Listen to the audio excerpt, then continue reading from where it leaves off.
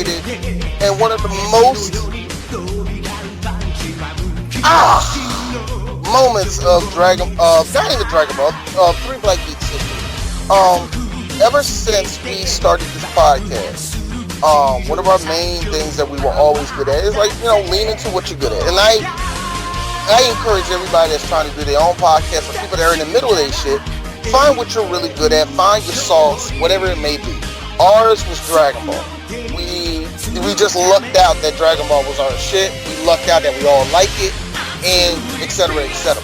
But ever since we got done with Z, and ever since we got done talking about the movies, even though we have 2 more to go to in the Z series when it comes to the movies, we purposely, meaning that we both looked at, all 3 of us, me, DJ Sue, and Chris, we all looked at our list of Dragon Ball stuff that we have done, and we said no to Dragon Ball GT. 2 years ago, we were at Y Comic-Con, and that was the last Dragon Ball related thing we did. And we mentioned GT, and of course the 6 people that were there, which, fuck you, were some heavy hitters who were actually at that fucking panel. But people there, they all like, oh, come on, man, GT ain't that. GT is the fucking extra underneath the regular 2 nipples of Dragon Ball. There are people, for whatever reason, and you may be one of them, listener, that say, hey guys, Dragon Ball GT is pretty good. I won't have you slanderize this work that wasn't made by Akira Toriyama. I will not have you do that. Because look at the animation, guys. It's good. Look at the story. It could be better. And look at the villains. The villains are... But, I mean, look at the Shenron saga. The Shenron saga was a lot to be desired. Look at the design of Super Saiyan 4. That's what you need to focus on, and that's what makes Dragon Ball GT good. That is exactly the only good thing I hear about from everybody about Dragon Ball GT. So, guys, Christopher, DJ Sue, and I asked this to DJ Sue first. No disrespect, Chris, but this is to DJ Sue because this right here, Sue, this is 20 years in the making for you and me. I got a question, my nigga. When you wasn't watching Dragon Ball GT, what were you doing with your life?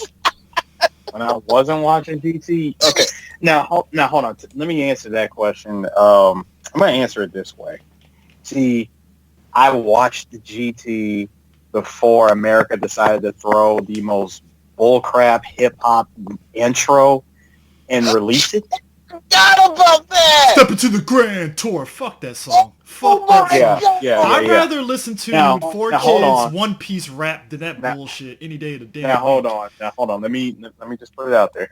I watched the episode. I was watching all 64 episodes, the original Japanese ones.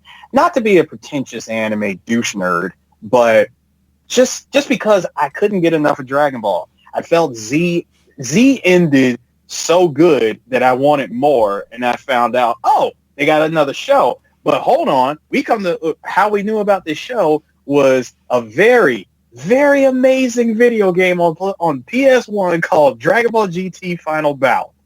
Now, we were introduced to characters that we had never seen before. We always wondered, when are these characters even going to show up in Dragon Ball Z? Come to find out there is an actual anime called Dragon Ball GT.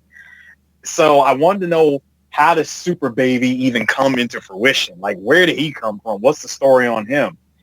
And about halfway through, I really just gave up. Like, I really did not care about this story. I found it to be written very, not loose. I mean, you know, there's writing. Hold on. There's writing. Like, there's Akira Toriyama forgetting that he created Launch. And then there's this. Yeah. So, I think that's amazing, and that actually makes a lot of sense to me. Yes, there are people. I mean, like a good example of this is, I don't know what. I guess this is what happens when Akira Toriyama has nothing to do with the franchise. I mean, he just says, "Look, You can make this if you want to. I got nothing. I have counted nothing. the money and just said, "Fuck off somewhere, guys," and that's what Yeah, he did. You know what he did? He counted the money. He said, "Look, I be at home. I got other manga to draw. Feel free if you need my help to call." Meanwhile, he just gave him the keys. He gave him the keys to paradise and said, "Yo, I'm going back to my house so I could I'm going back to my house so I could draw more pictures of freaking Go-Go Ackman and more Dr. Slump stuff. They ain't never gonna come out." No. More so on top of that. No, more so on top of that. More so on top of that, it's more so him saying, I'm going to go back to doing more Dragon Quest stuff. Y'all guys can handle that shit. Meanwhile, there are people out here, I'm just going to go ahead and say it, they're on crack when they say this, they say that GT is better than Super with a straight face. With a straight face. Now, you don't have to like certain things, elements of Super. I get it, because nothing is above critique. My thing is this. I talked a lot of shit about how Super did Gohan, right? But GT really bent Gohan over and fucked him over big time. Like Super, it was like, all right, fine. You take what Super did, but like you said, you get to the Tournament of Power and he made up for it and stuff. And I think in the manga, apparently, they're going to make it up even more. Okay, cool. In the manga? Gohan is a beast, man. So it's like they made it up. GT just said, all right, he's a family man now. And I'm like, oh, okay, I guess. Yeah. Okay. GT made me laugh. GT made me laugh so hard with what they did with Gohan. I'm like, yo, this dude went and got a day job. He's suited. He got a suit and tie. He wants nothing to do with that life. It ain't every day, God. Like, you think back to yourself. Hold on. You think back to yourself. This is the dude that killed Cell. I mean, this is him at the age of 26. He went home and became a family man for real. I mean, and like it's it ain't every day that we see a Dragon Ball character get turned into Hideo Kojima. That does not happen. I mean, it was like, the thing of it is that was wild. It was like, okay, you did that to Gohan, he's the family man, fine. But then like Goten and Trunks are basically footnotes, especially Trunks. No, I would say Gotenks is. I'm in the Gotenks. Goten is. Trunks is at least there for the first two sagas. But he does nothing. It's like everything that he did, and granted, I know this is the Trunks from, not Future Trunks, but this is a different Trunks. But it was like, okay, he's there, and then you put the focus on Pan and Goku, which I get, because that's his granddaughter, and it's like, what? The problem that they had, the other problem that they had with GT throughout the whole storytelling, and again, I'm using that term very loosely, storytelling of GT, was they tried to go to the well of telling a story like Dragon Ball. They tried to do the whole Journey to the West style of GT, but at the same time keep the action on the level of Z, and it just didn't work. Yeah, they had no direction. Yeah. And I think really what also happened was, this is an example where you can tell this was the studio demanding stuff. This was the studio listening to the fan base. This was the studio really trying to, and I think that's the most important thing, and the reason why it misses the mark so much. This was the studio trying to see it through the eyes of Akira Toriyama without him really having any hands-on to this project. You're trying to see this in his viewpoint, and you have no reference to that viewpoint at all. You know what I mean? Mm-hmm. And there's no one there. And I don't want to say there was no one there, because let's just be real. It's bullshit to say that nobody gave a shit or nobody cared enough. I'm pretty sure there was a lot of passion that was put into this, because let's just be real. It's animated very well. Granted, this was during right before the downslope in animation quality and all of anime. You know, because after this was like the last of the 80s boom when it came to animation. So you were still getting some people that had quality animators in the 90s, but they were dwindling at that point by the end of the decade. One quick thing. Can you say that for me one more time? That the animation was good. Can you say that one more time, please? The animation was good? Slow down. Yeah. Let me be real. The animation that was in the Dragon Ball special movie, which we probably do one day, which is just going over the first, the first three movies. What was the name of that movie? It was the special that they made during this same time. Wait. Are you talking about the special, the Path of Power? Path of Power, yeah. Yeah. Path of Power where Goku's dressed up like how he is in GT, but it's the retelling of the first story in Dragon Ball. Yeah. I probably won't. Yeah, more than likely we won't go. Actually, we're talking about it now. If there's anything to say about it, the animation in that is gorgeous. It is like Dragon Ball at its best when it comes to being animated, and that's about it. It ain't GT, and I think GT's just the design is different, and people just kind of like it. I don't know, man. Elvis feels like a weird Xenosaga fucking storyline that nobody really liked. Well, I personally like Path of Power. I thought Path of Power was a good retelling. I thought it was a good retelling of the first story. It was.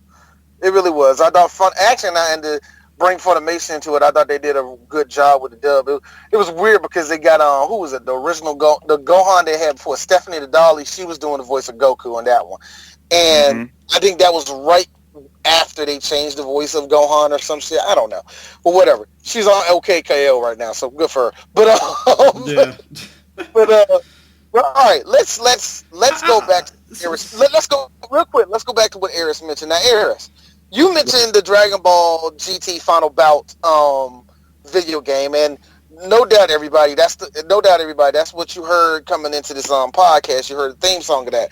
That is the height, and that is the bottom of that game, in my opinion. That was one of the worst fighting games I have ever played in my life. Absolute worst. But you want to know why we played it so much? Because it was all we had.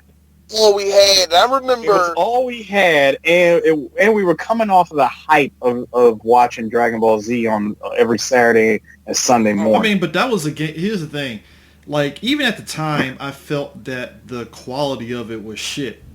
And I know that was a PlayStation 1 game, but it was just like, I don't really want to get it. And the funny thing is, back in the day, God, I can't believe I'm saying back in the fucking day, and it's a PlayStation. But like back then, hey, welcome to 2020. Yeah, I know. Hey, nigga, you about to be 40 soon, nigga. So but it was like you see GT Final Bout, and they're showing all these clips from like the anime and from GT and stuff, and you're all like, okay, all right, this could be cool. And then the game itself is just like, oh. Actually, CJ, to correct you on that, the opening isn't clips from the game. I mean, it's not actual clips from the shows. They took the time to animate and recreate iconic moments from Z, and they brought it into GT. It'll look good too. It looked good. It did look good. That was their best animation. That was their A team of animation. So basically, they pulled the '80s motif of give you a kick-ass intro, but the quality is shit with the final product. Gotcha. Oh, absolutely. And of course, we got robbed. And we got robbed being Americans.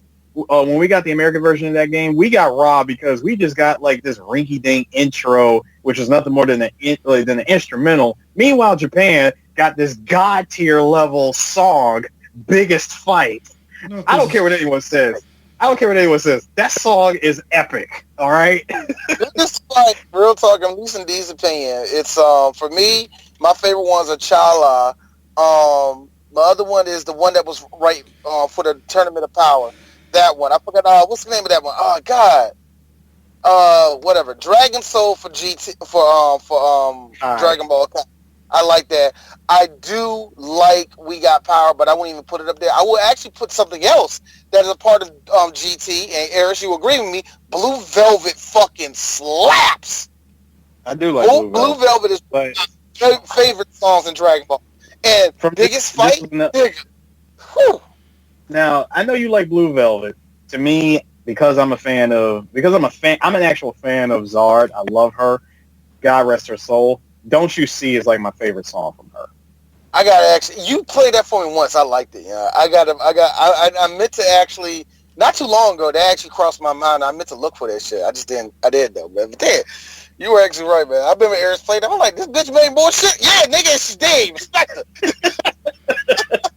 I mean, but the thing of it is, it's like, what was interesting, more so interesting about GT than just the game itself, it was the fact that it was a very rare game. The game went upwards of $100+ in order to buy it. At your local Funko. Oh, yeah. Now, And you know what? You know, I don't know if y'all guys like me. This is D being the obsessive nerd that I was. I really wasn't one of those nerds, but Dragon Ball touched me differently than any other cartoon, anime, whatever. It touched me differently than anybody. That's my go-to when it comes to how nerddom works. But I used to obsess with knowing if Dragon Ball GT came to the Funko Land or Waldorf. I am not. And the thing of it is, We all did. This is nothing new. I know it's not new, but I look back on like, D, it's not showing up. Yeah. I mean, No. How many times did we get? How many times did we get the little sales paper from Funkoland that showed like every game and the price next to it for every console, and you always saw Dragon Ball GT and it would sit there at $100. No, I got it. Now here's something that's only this. This is the reason why I love Mr. Toriyama, not because he has a unique art style, and I do agree with a lot of people who really study manga artists and the way they draw. He is one of the best manga artists, period. But how boss is it for that nigga not only have Dragon Ball GT costing $100, but he also got a game that he drew for Chrono Trigger sitting at $120. Yo. I mean, but here's the funny part about it. Now, thanks to all those re-releases, that means nothing. Well, that's what I was saying. Like, because Bandai put a kibosh on that shit, and they got greedy when Funimation ended up redubbing all of Dragon Ball Z, and they decided, hey, you know what guys would really love? Let's re-release Ultimate Battle 22 and GT Final Battle with a new cover and stuff. And the price of that import dropped from $100 to $10.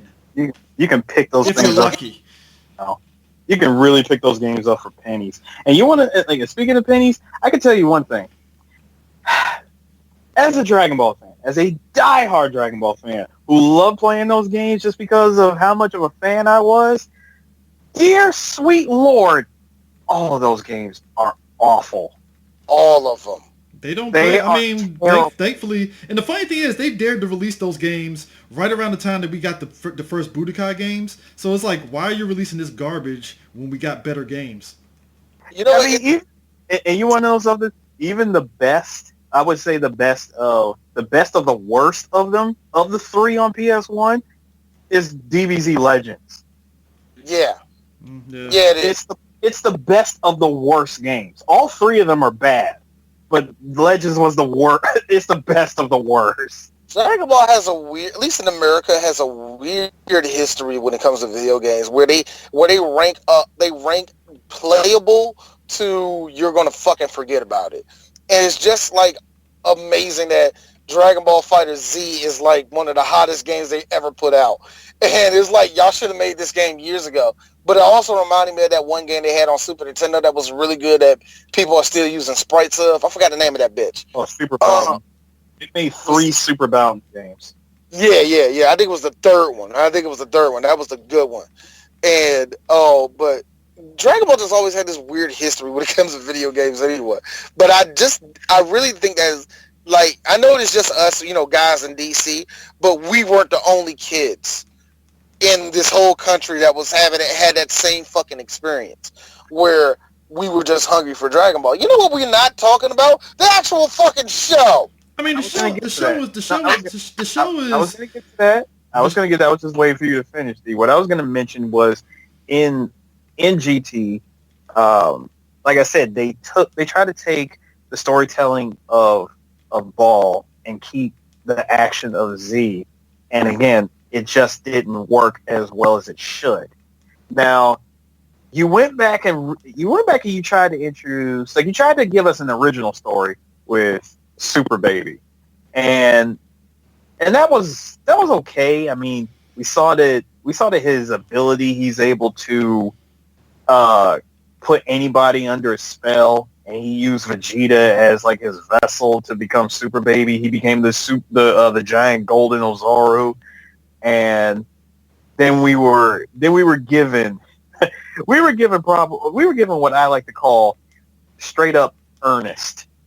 Straight up Ernest was Super Goku 4. I mean, the thing of it is, the whole Super Baby saga was stupid as shit to me. And it was very stupid. It was stupid. Because it's like, okay, I get you want to connect them to the Saiyans because the Saiyans fucked this planet up. Okay, cool. But yeah, like, the Saiyans and the Tuffles. And the problem is that you made the game. The problem is that you made the character too broken. There's a level. There's Cell, and then there's Baby can basically do anything, and it makes no sense because they can. You know, it's bad enough it's bad enough that when with as broken as Boo was, when he is more balanced compared to Super Baby. Baby just existed to just be there. Yeah, you know. Actually, I'll take you one step further. When Jiren and fucking Broly makes more sense with them having this incredible rising power level, no matter what. That makes more sense than anything that Baby has ever done. I mean, everything. I mean, shout outs to them bringing back fucking what's his face. To be the jump starting of wishing Goku to be a kid again and stuff. Oh yeah, they bring an old man Emperor Pilaf. Friggin' Mai got old and somehow shouted and died from dog ears. I mean, look. You know what, Eris? Shao being alive is the least of your problems. I mean, but the thing of it is, this dude clearly still rocking that same item and stuff. I'm like, why is he still? Okay, I guess he's still wearing the same. Dude, there's so many callbacks to Dragon Ball in this story that I'm like, you guys might as well. It's like you unintentionally tried to retell Dragon Ball by retconning and ignoring the original release, like the original story from back in the 80s. But again, it's really dumb because he shows up, he sees Goku and says, you know what, I wish you were a kid again so I could find a way to destroy you or stop you or something. That's not how that works, Dragon hears it, and the dragon hears him, grants him his wish, and Goku's wish back into a kid. And thus, let's go on a Dragon Ball hunt, everybody. You know what I said? You know what, Chris, is wrong that when Eris just said, and Goku turns back into a kid. Why I just see in my mind pedophiles and that picture of fucking Spice Adams rubbing his hands. I mean, poking his head behind a tree, But the logic is just ridiculous, and that's on top of the fact that he wishes him as a kid, so Goku's a kid again. Second power though. Yeah, they have to go and get these Dragon Balls from out in space because. They gotta get the Super Dragon Balls now. What is it, Super Dragon Balls? No, Black Star. The Black Star Dragon Balls, because apparently reasons. Right there. Geeks all 3 Geeks. So I have a question. Is this total bullshit or just halfway bullshit? Because I don't understand none of it. There's an extra Black Star Dragon Balls? How did you even find out there's other Dragon Balls out there in space? Also, where the fuck is Gohan? Yeah. Yo, Trunks was it's kind of funny. I just hate how Trunks, if I wanted to really, really make that argument that everybody wants to make about Vegeta being a bad dad, Trunks and GT is the result of that bad childhood. Yo, this nigga is weak. He is unentertaining. There's nothing about Trunks that hops off that makes me say this was the same guy I liked back in the day. No. This is because he's not the same. He's not the same. You want him to be the same guy. Basically, never have him come to the past and save Goku. I mean, it's like these motherfuckers didn't do nothing. Also, I like how everybody got old. Old. Like Krillin looks like every short Japanese businessman. Like what happened? Well, I'll tell you what happened, D. Time happened. Basically, Yo, 20 years. Like, I would say almost 20 years had passed since Boo. Yo, 18, Chi-Chi, and motherfucking Bulma got big ass foreheads now.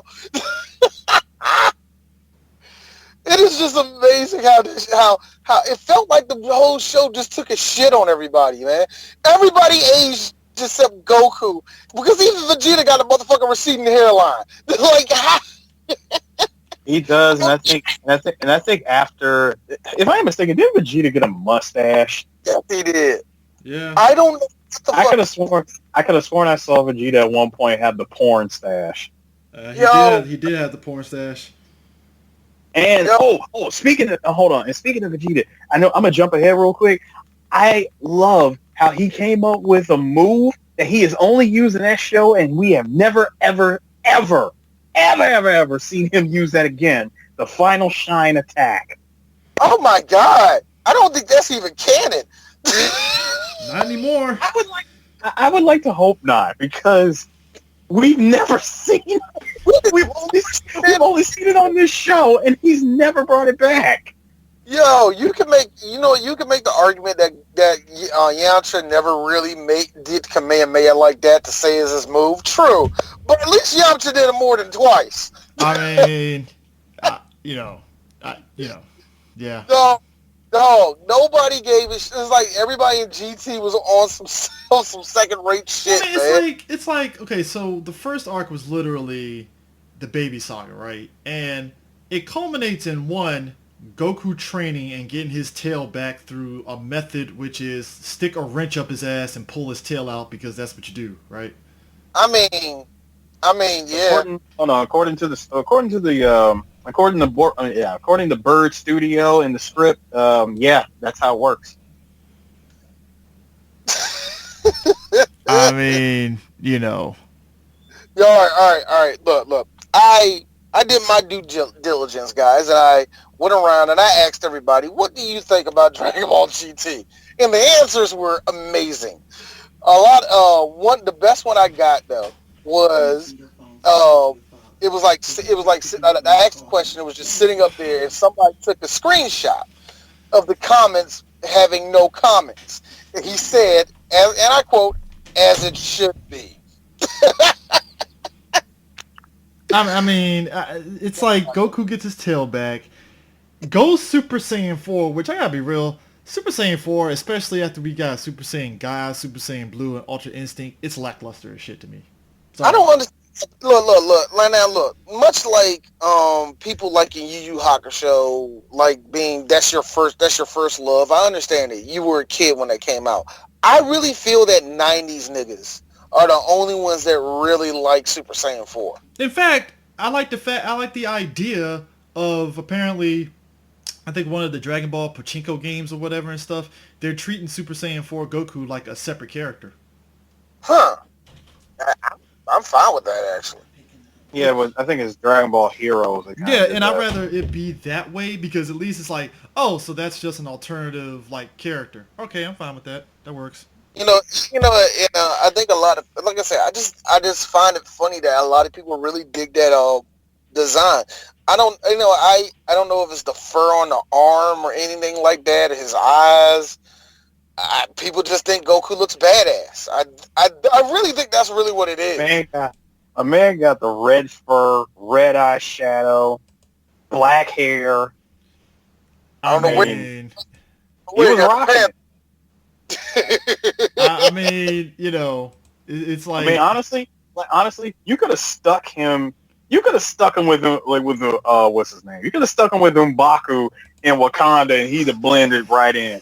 I mean, yeah. You said M'Baku from Wakanda. Goddamn. I remember everybody really just hyping up. Even myself as a kid really hyping up how strong Goku got as Super Saiyan 4, and I remember it being one of the first times anybody, and Chris will continue to do that until Super kind of rectified it, where Jesus, how high the power level can go. And I remember that being a huge thing when it came to people that like to record power levels. About Super Saiyan 4 being like a billion. And the thing of it is, I was feeling some sort of way as somebody that likes Vegeta. You know, I think a lot of people, especially on the message boards back then, were feeling some sort of way about the fact that Vegeta got Super Saiyan 4 because of a fucking Bulma's invention. The Blunts wave.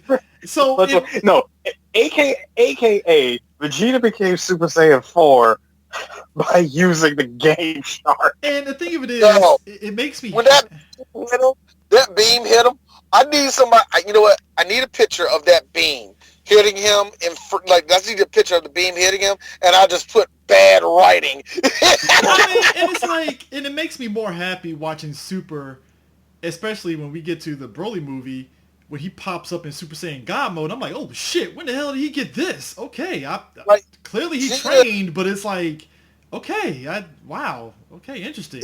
It's kind of weird when you say it like that, because when you go through GT, really look at GT, you appreciate the shit that's taking its time in Super.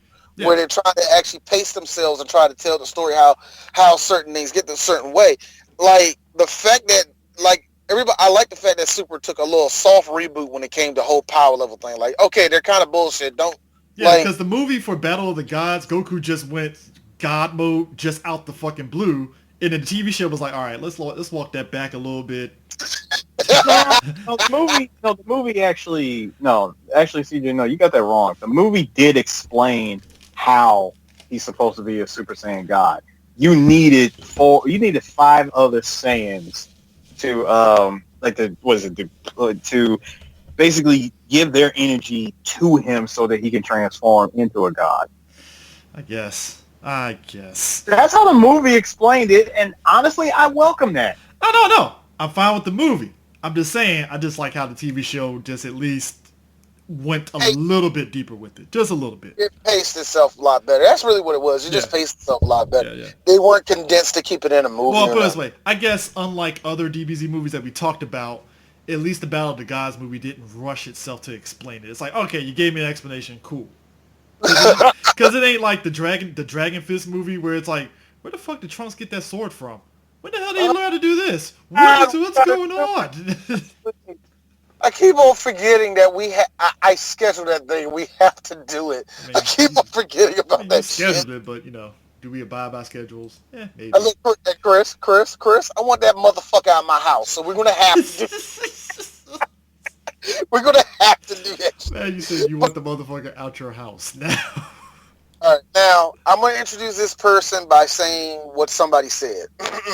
Super 17 was a cool arc, but it was only a few episodes. Honestly, the only time GT seemed, keyword seem, cool was way back when Z was still airing for the first time in the West, and you was a youngin' browsing through the internet for those Dragon Ball GT art scans and clips, and accidentally stumbled upon some lewd fan-made content for your preferred P2P program. Made it seem so majestic back then. And then it aired. Yeah. Yes. I mean, I think that was wrong. And hold on. Some of y'all probably saw my comment about the whole thing with Super 17. First of all, Super 17 was only 6 episodes. Yes, it was. Only 6 episodes long. We, and I say we as in me, saw this as probably one of the coolest designed characters. I always liked 17, and I always wanted to see, Dragon Ball do something more with him, besides him just being a piece of the puzzle for Cell to become perfect. I was really hoping that we could actually see more with him. Oh, and also, let's also not forget the top 10. I mean, he had probably one of the best fights and top 10 best fights in Dragon Ball history, his fight with Piccolo. Yeah. Outside of all of that, I wanted to see them do more with 17. And my wish was granted. In that 6-episode arc where I was literally falling asleep through GT, throughout no hype whatsoever, this 6 episodes was great. I've seen 17 show up, and once he formed, like, it was Dr. Gero. I mean, there were so many characters that came back, so many callbacks. We get to see the return of Nappa for some reason. For a hot second. We see Dr. Gero. We see Dr. Gero and another doctor get together and create this artificial human 17 and have him fuse with the original 17 to become Super 17. Again, I was actually digging the story. Now, him showing up being as powerful as he was, 17 was awesome. Now, this is where I wrote my comment down. 17 was awesome until you realize he had a health bar like Shin Akuma from CBS 2. Nigga! It literally took, and I'm saying this like, it took 18 attacking him out of anger for Goku to open up and say, Dragon Fist! I'm like, okay, Bruh, so we go Super Cena mode. Gotcha. Boom. It was 18. No, CJ, I'm gonna make it worse. It was 18 and Kid Goku performing the alley-up, like the alley-oop on 17. You know what? That's the one thing. I don't think nobody likes talking about we love talking about Super 17, but I don't think nobody really likes talking about it, how it ended for 17. Dragon Fist through the fucking stomach. Dragon Fist through the stomach and just eradicated him with an energy wave. He was done. I'm like, dude, that was quick. I've never seen a character this awesome get taken out so quick. Grand opening, grand closing. I mean, what was his crowning achievement? He killed Krillin. I mean, everybody kills Krillin as a rite of passage. No. See, CJ, you got that wrong, sir. Killing Krillin isn't a rite of passage. Killing Krillin is marking your own death sentence. It is. Yes, exactly. Because think about it. Frieza killed Krillin. Frieza got all of that Super Saiyan Goku smoke. First off, he was already first off, he was already going to get that smoke anyway because he's racist and he killed the Saiyans. So Goku did promise Vegeta that he will avenge his death. I'm just saying. CJ, I'm sorry. The first part of that argument about Frieza doesn't work with Goku. That's why I said the second part. Because you got to realize, Goku is like a black dude that was raised by white parents, okay? Look, put it this way. He's going to get it. He ain't really going to get it. It's like, you killed my people who I really have no connection to whatsoever because I was a baby and I never knew them. Yeah, that's messed up what you did.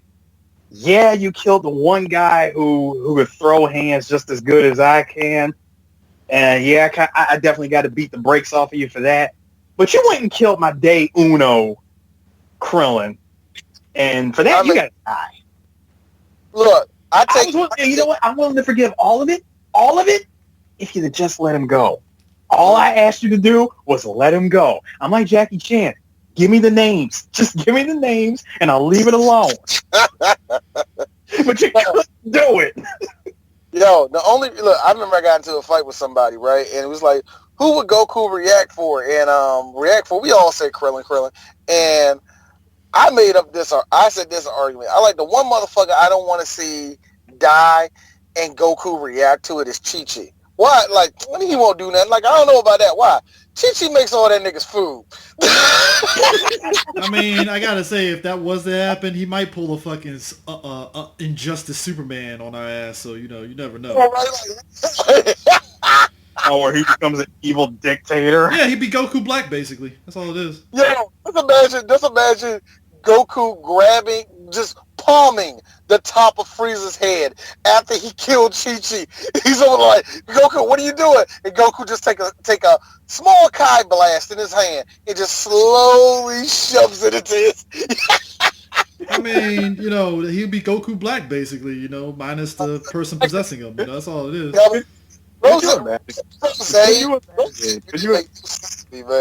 Could you imagine Goku just palming the top of Frieza's head and slowly lobotomizing him? Yo, I'm surprised that has not happened yet in a way.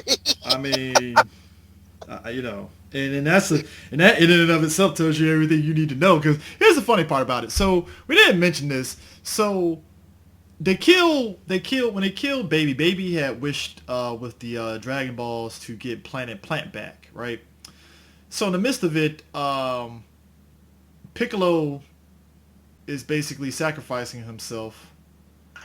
Yeah, because the Dragon Balls were used so many times that it caused the Earth to blow up, and he chose to stay on planet Earth because reasons. Yeah. And again, we get to see Gohan. Again, Gohan, why are you even in this story? Also, by virtue of Piccolo killing himself, it basically destroys the Black Star Dragon Ball, since allegedly, it's connected to him. Go figure, right? Yeah, it's connected. It's connected. Hold on. It's connected to him. Dende who? No, Dende was for the new ones. This apparently was for the old. Again, the show Dragon Ball GT said fuck continuity. No. They didn't say. No, they didn't just say that, CJ. Remember, I'm gonna go back to what I just said earlier. According to the script at Bird Studio, this is how it works. Dude, I got look. Okay, D will admit this. Oh God, fuck you, D. 16-year-old D thought that was cool. 16-year-old D thought that shit was cool. And then I seen it in live action. And then I was like, but wait a minute, why does he have to die? Wait a minute, those Dragon Balls have nothing to do with him. What do you mean it's some ancient thing? Then what the yeah, I was like you, Eris. What the fuck about Dende then? That would mean that Dende is also a part of that too. That means every Namekian is a part of that. Because Piccolo, you know what? Fuck it. Fuck it. Because you want to know how stupid it is? How stupid it really is? When when Piccolo reunited with Kami and he became the default body, it meant the Dragon Balls at that time were pretty much useless. They were turned to stone. Yeah. And that's why Goku took that. That's why Goku took that Uber ride all the way to Namek and picked up Dende, brought him back, and created new Dragon Ball. My man said Uber ride. I mean, my man said Uber ride. Like, goddamn. You could have said that Jamaican nigga with a big ass van that always parks outside of that one place in No. I'm calling this instant transmission an Uber ride. I know what you mean. Like, you could have called it Jamaican. Hey man, I'm going going to Uptown. I mean, you know, it's. No, but here's the thing. I hear everybody always bring it up. It goes Super 17, then it always goes to the Shenron saga, and for whatever reason, people who even back up Baby don't mention Baby. That is so funny to me. That Baby's whole saga is just like a footnote in that happened type shit. You know what I mean? Like, it was just ineffective. It like the whole saga was so ineffective and nobody gave a shit. Now when you go over to, like I said, the Shenron saga, I will admit that actually had a little bit of connection to Dragon Ball Z, but no. Oh yeah, also I forgot, we get to see Uggh fight. Yeah, because he reunited with Fat Boo to gain his to get his full power, his full potential back. Yeah, and that's what we do. Uggh is just a character to me. He's just there. He just shows. Not only no. He's not just there. Here's a really, really, really sad part about this. Oh boy. Uggh was supposed to be. It's not actually. It's sad. It's really sad. And it's very dumb. And I mean dumb as what they chose to do with it. Uggh, in a way, was supposed to be the new Gohan. Yes, he was. At the beginning of Buu Saga, because Goku fought with him, he was so impressed with him, he chose to train him for the next 10 years. He trains him for 10 years. I just love... Again, hold on, I'm going to say that one more time. He trained him for 10 years. just love how Akira Toriyama, like, so you're going to make Super? Yes, I am. Okay, so we're just going to cut off the tail end of the boo saga.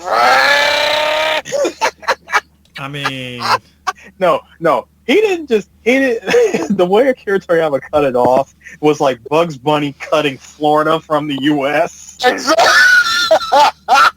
I mean, yeah. Yo, you ever see somebody that, okay, you ever see a girl get her weave done and they burn the end off and like a good chunk of that goes missing? That's what Akira did. It's just The entire state away from the U.S. And the thing of it is, it's like you have this stuff with Super 17, and then we get to the fucking Shadow Dragons, and it got even more ridiculous because it just felt by then you're just padding out the show, aren't you? Okay, you're padding. They were because I forgot who was it. Omega Shinron was just laying everybody out, including the other Shinrons. They were just laying everybody out, man. It was like we got the element Shinrons, we got fire, we got ice, we got electric. It's like what? Now the fire one, and you come to, and then we see later in the show. Oh, the fire Shinron actually was Goku's ally. Yeah. And did you like how he showed? Oh, did you like how when he showed up to assist Goku against fighting Omega Shinron, and then he was like, "Oh my God, you did it! It's like you did it!" And he gives that disappointing smile, like, "Sorry, Goku, I couldn't do it." My man shattered to pieces, and Omega Shinron was inside of him the whole time. It was me, Austin. Ah, son of a bitch. That really was. Thank you. That really was. That's what that was. But in a way, it was a guy taking off the Sting mask, and it was Sting underneath to me. That's what that was. Look. First off, folks, I just want to put this out here. Happy 2020. But every year that it goes into the new year, I always love it, whether it's me or somebody else. We always put New Year, same me, and we always use the same gif of Sting unmasking himself with the Sting mask. You want to know the best part about that? You want to know the best part about that moment when he shattered himself? And, I mean, when the fire Shenron shattered himself, and it was Omega Shenron the whole time. He gave Goku that look like, obviously that wasn't God's plan. God's plan. So that whole time you was talking to your nigga, it was me. Shit. So I'm gonna fuck up your word a little bit. Like, all right, I remember him in the video game, Budokai 3.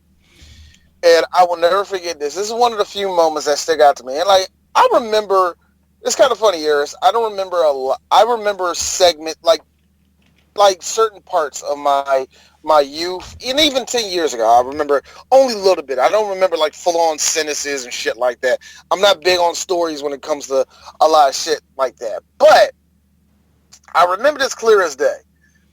And I remember you and I was playing Budokai 3, and I was actually beating you with Omega Shinron, and you said something under your voice to the tune of, "Can't do that shit in the show." Exactly. I mean, yeah.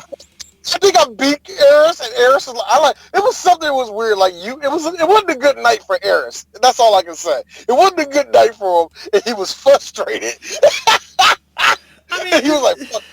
Because that was the funny thing about... Because I did look at that. I did kind of look at the stuff that he does, and I'm like, where was any of this in the show? I mean, Budokai, you know what's funny about Budokai 3 was like they put Omega Shinron in the game, and that was a game that I felt Budokai 3 to me felt like they were also like padding the fuck out of that game, but that's neither here nor there. But like, I remember seeing Omega Shinron in the anime, and I'm like, all right, this is the final battle, and then we get Gogeta, Super Saiyan 4, and he looks dope, but then he's doing the same bullshit of toying with Gogeta with Omega Shinron, and I'm like, okay. We also get the unlike Final Shine Attack, this attack did come back in Super, and that was the Big Bang Kamehameha. Well, you know, move because it's actually a good move. So now, it was a good move, and also Super Saiyan 4 Gogeta is, again, he's an awesome design character. I like him. I mean, he's more of an over the top version of Super Saiyan Goku, of Super Goku 4. And again, he's got this ridiculous amount of power. Now, if the Patara earrings were still around, and Goku and Vegeta tried to permanently fuse while they were in while they were in their fourth Super Saiyan forms, I would have liked to see a Super Vegeta 4. Yeah. Mm-hmm. I think I remember seeing somebody make fan art out of that. Yeah, and that was the one thing I will say that really was good about GT. Oddly enough, at least as us as Americans, a lot of young artists really took a lot from GT. You know what I mean? I can admit that. There's a lot of Bama's that we knew that was drawn at the time. They drew a lot from GT just because of the look of Super Saiyan 4, and they just tacked their own shit on top of that. And I think it was because a lot of people like Super Saiyan 3's design. You know what I mean? And I think it was like some shit like that. You know what I mean? So yeah, it was actually sad that of all the shit that we see in Super, they don't mention 3 and they don't mention Super Saiyan 4. They don't mention that. I mean, they don't even try to even think about it. They just Super? Fucking, yeah, they're like, well, Super 3 exists obviously to a degree, but it's just like, what's the point?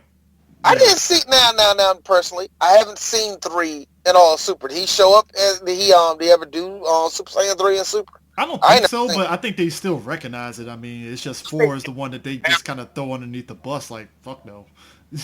I think with 3. I think with Super. I think with 3. 3 has its moment in Dragon Ball Super, like kind of like how when Goku fought Pikkon, he was already in Super Saiyan form, and then out of nowhere, he just randomly decided to go Super Kaioken for 2 seconds. I get what you mean. You know what? That's actually... Hold up. He was Super Kaioken just so he could do the Roman Reigns punch. He did that one punch, and then he went right back to Super Saiyan. I'm like, Goku, what was the point of doing that?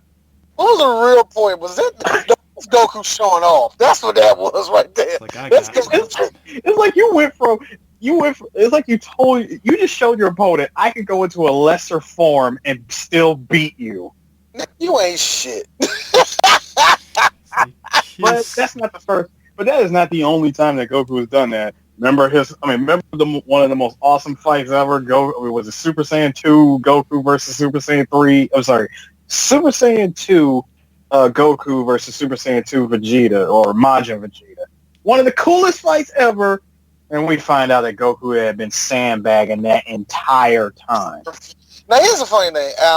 As a Goku fan, I have finally came up to that. I have finally embraced it because it actually adds to not only the lore of Dragon Ball, but it continues the discussion. And I think that's one of the best things about when you have a long-running anime or any series at all. You can have shit to discuss about and really actually chew into. And that's the fact that, as a Goku fan, I can say this. Say what you want, and we bring this up all the time on 3 Black Geeks. Goku is 0-2 against Vegeta. Yeah. You were 0-2. You're 0-2. Not only are you 0-2 against Vegeta, but you're a scumbag of a fighter. Well, let's be real. Let's be real, too. You tell that to the Goku stands that don't want to recognize that. I mean, they need to, and I love Goku. Goku, to me, is so much fun. I have said that so many times. I'm like, Goku got beat by Vegeta. I think people forget that. And it was like, no, he didn't. I'm like, all right, whatever. Like, he legit... Dude, when he crushed...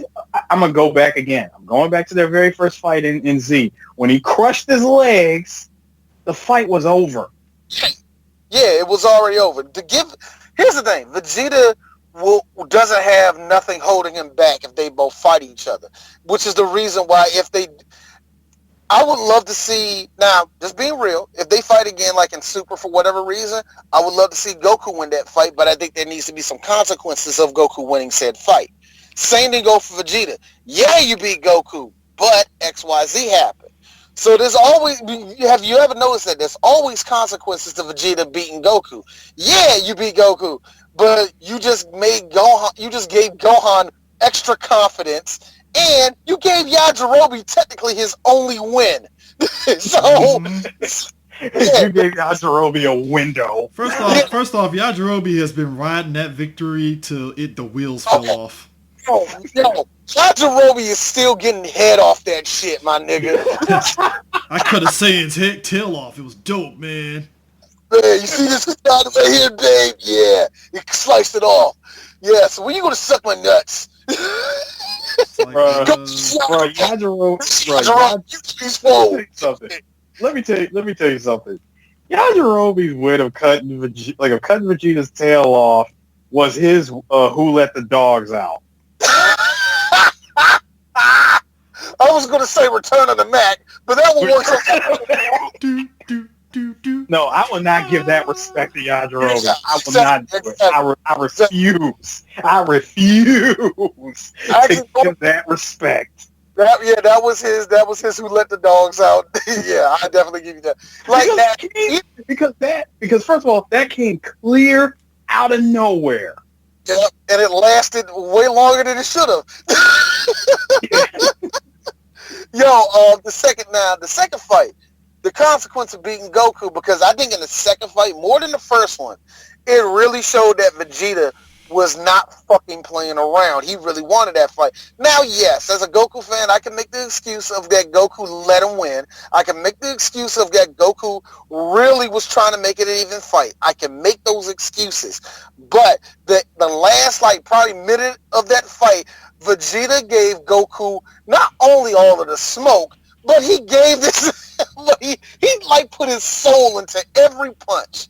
But in doing so, oh shit, what about Boo? Ah, fuck. Guess I gotta blow myself up. But in doing so, what happened, D? Not a goddamn thing. Vegeta's downfall is always the fact that, yes, his pride is a big part of his character. That's just the person he is. You know what I'm saying? I think, and I think that there always has to be a consequence to your fucking ego. Even in GT, they did that just a little bit with him trying to jump to Super Saiyan 4, which it's not that really interesting. Not at all. But I think, if they fight again, Goku does have to win, but there has to be a, Goku, why did you do that? It has to be you know what I mean? It has to be oh shit. But I don't know. I don't even think that's going to happen. I have a feeling if they fight again, that's going to be the last thing in Dragon Ball. And Akira Toriyama's thanks for 50 years of making this anime, and I'm done. You know what I mean? It's I am done and over with. We don't have to worry about this shit anymore. I'm writing manga since the mid-'70s. I'm out this bitch. Wait a minute, but Akira, what about a new Dragon Ball series? Oh man, be with God, y'all. See you. I mean, that's how this fucking show ends, because it's literally the future. And we get Goku's great-great-grandson and shit. Oh, yeah, Goku Jr. versus Goku Jr. And Pan is a really old grandma. All right, a couple questions. Yes, D. Who gives a shit? Second of all... It just felt like them jerking themselves off to fucking Goku and Vegeta all over again for what? And mind you, that these juniors are barely 8 years old and they're already Super Saiyan. I have a feeling because I keep on daring myself, guys. I feel like that one of us, and it's going to have to be D, needs to shift through the shit of all these extra side shows that Dragon Ball has made, where it's not canon, but a lot of us idiots Dragon Ball fans thought was canon, and I think I have to review some of them. Holy shit. That one, I think, didn't they wait one for Vegeta Jr. or some shit like that? Something like didn't that. No, they didn't do one on him. It was just, as a matter of fact, that whole thing with Goku Jr. Vegeta Jr. was at the end of Dragon Ball GT. Yeah, I know that movie, the Dragon Ball GT movie, I think what was it, Goku's Legacy or whatever, that was supposed to be about Pan, if I'm not mistaken. It was basically Pan's movie. Yeah, but I don't remember. I don't know nothing of it. I'm being honest with you. All the side shit, except that dumbass, I do not recognize it. Story of Bardock being the first Super Saiyan. Of all of It's the that shit, biggest bullshit of bullshit more than GT is. that Okay. one, I'm gonna Okay, that review was and I'm gonna enjoy it. yeah. I enjoy Chris's legit anger for that one. That I was the love. stupidest waste of time ever. It's like, oh man, we're going to make Bardock be Super Saiyan because we can. Okay, Make him why? a Super Saiyan. Hold on, make him a Super This, Saiyan, and he goes back in time. Hold on, make him a Super Saiyan. He goes back in time and kills Frieza's ancestor, see, this is what thus, happens thus when making somebody. him the original legendary Super Saiyan. Which undermines everything about him killing and...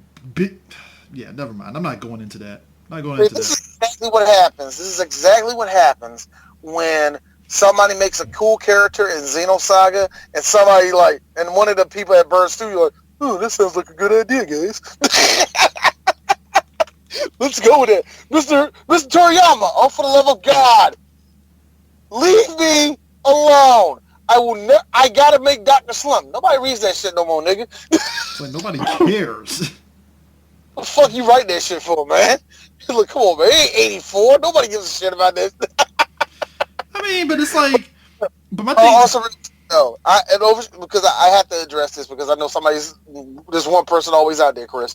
No, I am not shitting on Dr. Slump. I don't know. I know very little about it, but I know the fans that know it, they love Dr. Slump. Oh, they loved Dr. Slump, especially when they did that. Especially when they did that crossover episode, and Vegeta had Vegeta first meets what's her name, Arlel, and she gave him all the smoke. For real, Vegeta got it from her. I have to watch. See, that's the shit I'm talking about. I want to review shit like that. I need to. That's what I'm talking about, man. But anyway, yeah. But yeah, guys, are we done with Dragon Ball? Before we do, let's mention one thing. Yeah, there are some things that GT does have going for it, which I will admit I do like. I love the theme songs. The opening and ending theme songs of Dragon Ball GT. They only get points because I'm a fan of Zard. I love her, and no, I don't like that. What, you don't like it or you do? I don't. That's just me. I try. With it. Look at this. It's no Chala. I'll admit that. It's no Chala, but I still enjoy it. For the theme song, as a theme song, I enjoy it. But there are... I'm sorry. I just realized... Sorry, I just realized the theme song for Dragon Ball Super. It was called Survivor. That's what it was called. But anyway, go ahead.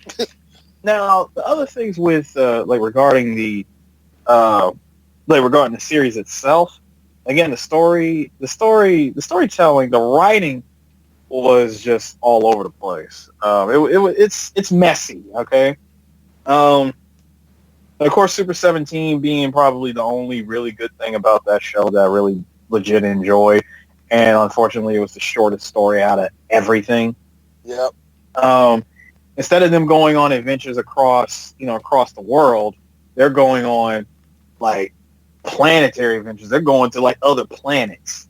They're going across the freaking solar system looking for Dragon Balls. Mm-hmm. And would you think that would have been a more epic story? And it just didn't. It just didn't do it. There's a lot of good. I will say that there is a lot when it comes to people that make fanfic of Dragon Ball. There's a lot of good ideas. It's just not really done very well. There's a lot of good. Put it this way. GT, I believe, had a lot of good ideas that work on paper. But seeing it put into motion, it just doesn't... Seeing it the way they executed it, it just didn't work. That's why I say anybody saying that GT is better than Super is smoking crack, so... Alright, I can give you a couple things. One person said, Super Saiyan 4 was dope. I like the Shenron Saga too. Honestly, GT wasn't as bad as they make it out to be. Go fuck yourself. Anyway. This is what he said. The worst part was Vegeta's mustache. Okay, fuck you. That was one of the best things about GT.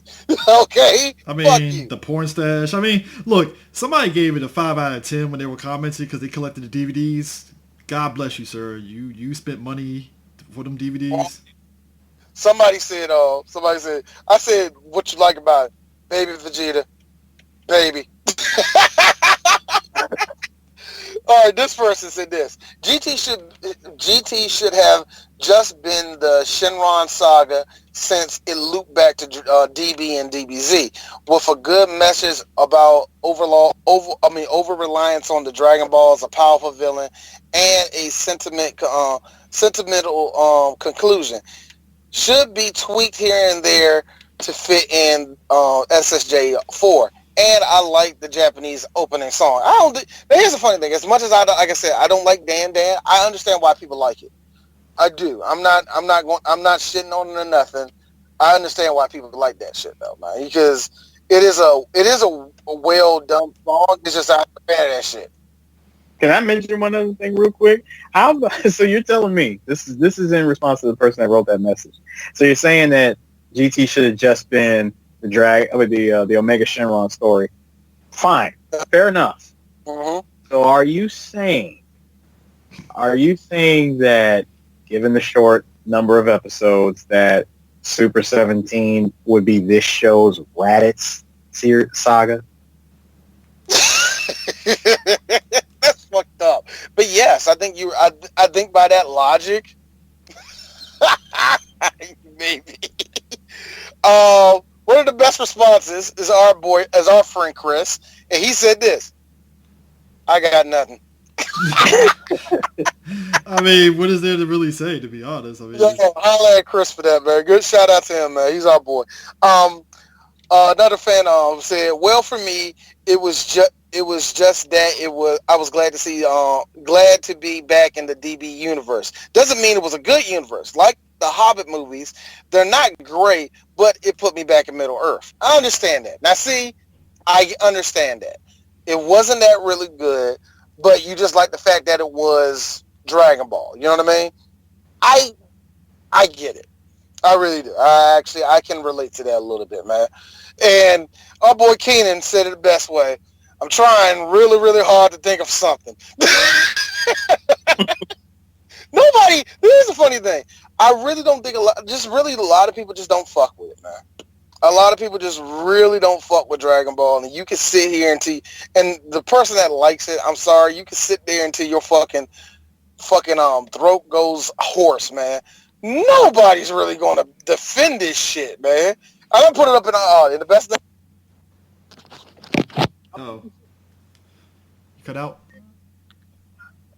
Yeah, he dropped his mic.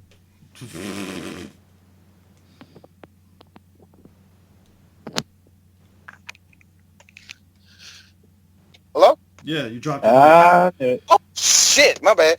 No, I said the best part about it is I put it in Neuropocalypse and nobody has responded. Oh, it was just basically everybody looking at each other like, I don't know. Just somebody put up a GIF. Awkward silence. Dragon Ball GT. We are so sorry that look. Would this podcast went any differently? We had somebody that liked it, sure, but it would be like Undisputed, where Shannon Sharp and the other person is Skip Bayless. No. See, here's the thing, though, Chris. You gotta take that back. See, sometimes Skip Bayless is right. Nobody look. Like again, this D personally. All right. You know what, Betty? Chris, I haven't heard you say one. What did you like about GT? I haven't heard nothing good come from you. So my thing about GT was this. The only thing I genuinely thought was interesting was the whole saga with them fighting the dragons, just because it was just like, oh, at least it's something different. But I don't know. It was just like, I remember watching it and just feeling some sort of way that it just felt like a bad fanfic come to life. Yeah. So it's like other people had it, where it's like they have ideas, it's just the execution was shit, and they didn't know where to go. Like the fact that the show ends with Goku going off on a montage on with his power pole in the Nimbus cloud. I'm like, okay, that was supposed to be the ending. Okay, I guess, And at the time, it was kind of a bittersweet ending where I just kind of phased GT out of my head, and the end of the Buu saga was the end of Dragon Ball with him fighting Uggh, and that was it. So for me, very simply when it got to the ending, I was like, I don't understand. Ooh, Cowboy Bebop. What's that? It's like, I already said the things I like. I did like 17. I don't think nobody could. I really wish they would have did more of that.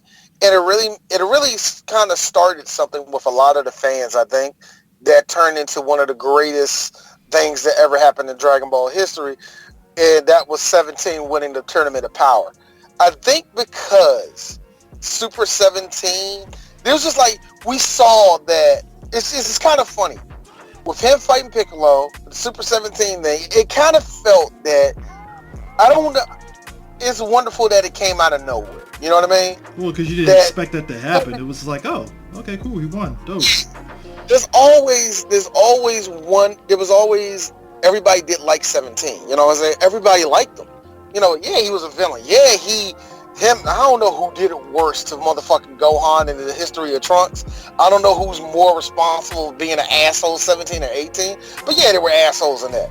But since they're, you know, they ain't got a bomb and this nigga motherfucking Force Ranger and shit, we're like, come on, man, 17, alright. And then you find out that 17's still about that motherfucking business, yeah? He's still about throwing them hands at niggas, man. So, AKA 17 will look at you and say, hey, yo, the neckerchief comes off, homie. Yeah, I know. Yeah, I'm just saying, bro.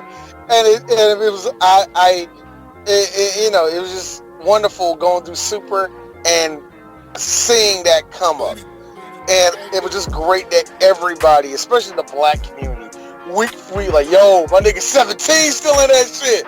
It was just so interesting. And I don't dismiss GT just because of Super 17. And I will never take away from that. That was probably the one highlight of it was Super 17, kind of like, oh, he's back. All right, interesting. Yeah. And I will admit, I am still a fan. I am a fan of the animation. Now, I don't think it's as great as Bama's like to say it is, but I do like the animation for GT. That's where it ends for me. That's just where it ends for me, unfortunately, when it comes to Dragon Ball GT. There's not really that much desire to go back. My kids are going through it, and one of the most amazing things happened. They got 15 episodes in and stopped. I love you not. I left them this is when I went to Atlanta, and when I came back from Atlanta, they was watching One Punch Man because you know the second season is already been out on Hulu, and I was like, y'all still watching GT? They both looked at me silently, shaking their heads no. Like, why not? Ain't that really good? I don't care. I mean, that's where we're at with 3GT. It's like nobody cares. It's like nobody cares, and I think, and just be real, Super is just a different beast. You can tell that there's loving care put into Super. Not to saying that GT didn't have people that gave a full shit. It's just that the heart of Dragon Ball wasn't there, and I think that's why GT didn't work. It just didn't have the heart that Dragon Ball had. It had a lot of things that Dragon Ball had, but it didn't have it. And that's why it just didn't work out. I really, truly think that's what it was. But, hey, Blue Velvet's my shit, so that's the reason why I can't say no to it. So I guess we're done. We are done. I guess we are done. So join us next week for, God, I don't know what we're doing next. The movies. We're either, look, it's Dragon Ball month. It doesn't fucking matter. We're either going to Dragon Ball or we're going back to Dragon Ball Z. More than likely Dragon Ball. So we see y'all motherfuckers next week on that. Peace. We done.